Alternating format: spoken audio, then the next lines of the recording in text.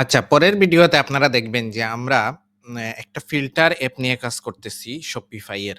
So ওইটা আমরা খুঁজে বের করতেছি এই জায়গা থেকে। অনলাইন স্টোরে যাচ্ছি, খুঁজতে যাচ্ছি, তারপর এইরকম নেভিগেশন পাচ্ছি। ঠিক আছে? বাট Shopify তে এই জায়গাটা এখন চেঞ্জ হয়ে গেছে। এখন আপনি অনলাইন স্টোর থেকে যদি ক্লিক করেন তাহলে নেভিগেশন আপনার ক্ষেত্রে দেখা যাবে না। এখনো দেখা যাচ্ছে এই স্টোরে।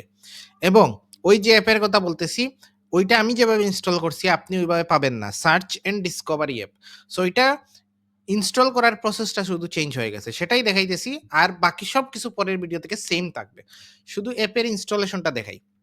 সো আপনি অ্যাপসে যাবেন, অল রিকমেন্ডেড অ্যাপসে যাবেন। ওকে। যাওয়ার পর এইখানেই আপনি পেয়ে যেতে পারেন Shopify সার্চ অ্যান্ড ডিসকভারি। যদি এইখানে না পান, যদি পেয়ে যান তাহলে এই ডাউনলোডে ক্লিক দেন হয়ে যাবে।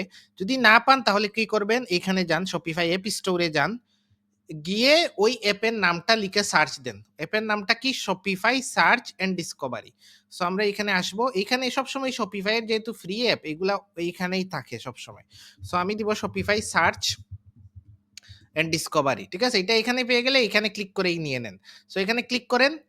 ক্লিক করে এইখানে ইনস্টল করেন এবং অ্যাপটা ইনস্টল হয়ে যাবে। যেহেতু আপনারা শুরুতে এটাতে চেঞ্জ হয়ে গেছে, তাই আপনার কাছে কিছু কনফিউশন লাগতে পারে। তাই এই ভিডিওটা এড করে দিচ্ছি। এরপরের ভিডিও থেকে সেম টু সেম ফলো করেন। শুধু ইনস্টলের প্রসেসটা ভিন্ন। ওইটা আবার আপনাকে ইনস্টল করা লাগবে না।